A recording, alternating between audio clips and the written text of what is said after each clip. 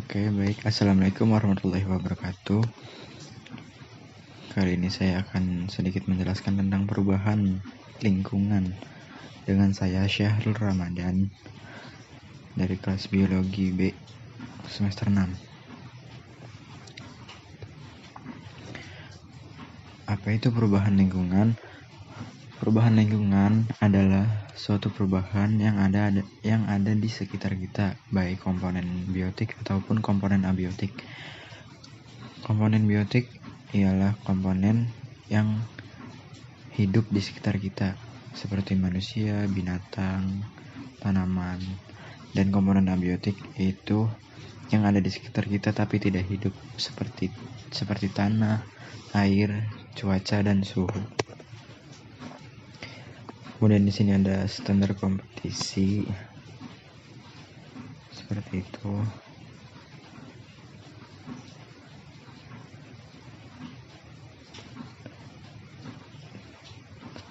Lanjut ke peta konsep perubahan darat yang disebabkan oleh hujan, oleh angin topan, cahaya matahari, gelombang air, erosi, banjir, erosi longsor, kebakaran hutan, dan abrasi.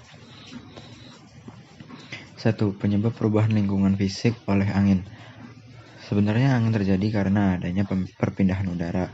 Akan tetapi, jika angin yang terjadi mempunyai kekuatan yang amat besar, dapat menjadi bencana bagi manusia. Pengaruh angin terhadap daratan dapat kita rasakan ketika bermain ke pantai.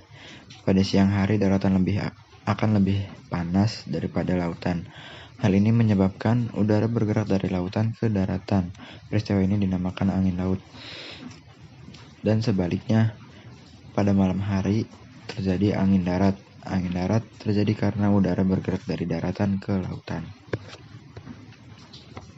Seperti ini gambaran. Angin darat dan angin laut menyebabkan perubahan garis pantai.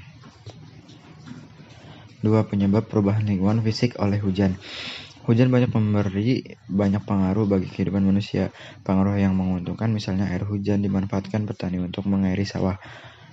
Hujan juga dapat merugikan jika turun terus-menerus dalam kurun waktu yang lama, akan mengakibatkan banjir. Banjir selain mengganggu kehidupan manusia juga dapat merusak permukaan bumi. 3. Penyebab perubahan lingkungan fisik oleh cahaya matahari. Sumber energi panas dan energi cahaya terbesar adalah matahari.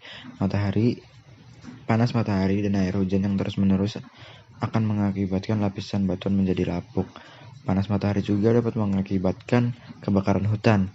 Akibatnya tumbuhan musnah. Matahari juga akan menyebabkan kekeringan pada daerah yang tandus.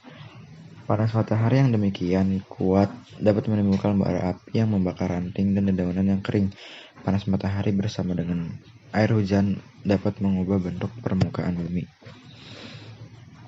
4. Penyebab perubahan lingkungan fisik oleh gelombang laut.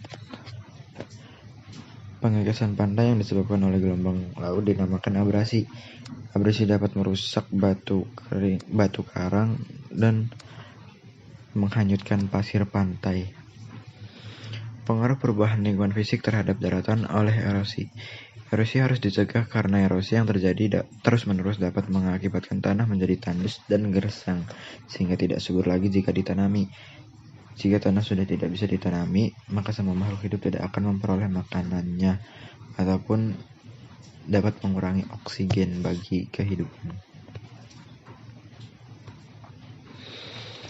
Kemudian pengaruh perubahan lingkungan fisik oleh banjir. Banjir dapat mengganggu kegiatan manusia.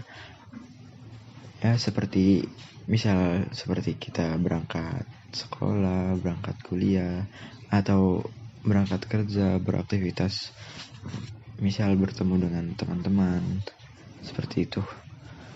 Juga dapat merusak permukaan bumi dan akan mengubah bentuk tanah. Banyak tumbuhan yang akan hanyut karena banjir.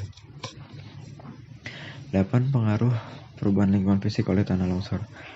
Tanah longsor adalah peristiwa longsornya tanah dan batuan ke bawah bukit. Hujan mempercepat pelongsoran tanah dengan berbagai cara. Hujan menyebabkan tanah menjadi longgar dan sangat berat.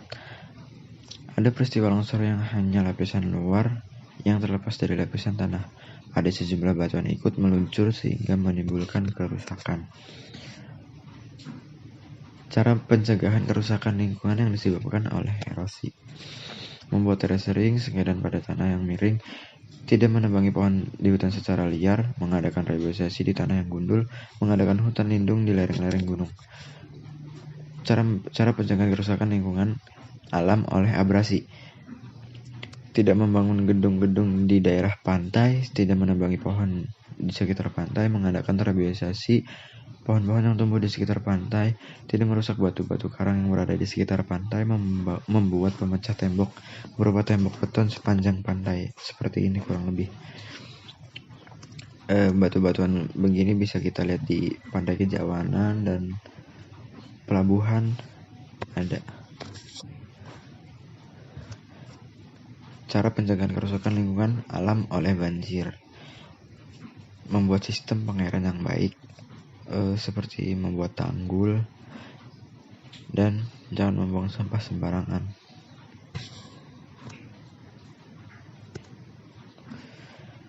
Cara pencegahan kerusakan lingkungan fisik oleh tanah longsor. Longsor dapat dicegah dengan penanaman pohon di tebing-tebing atau pembuatan tanggul-tanggul di daerah yang rawan longsor.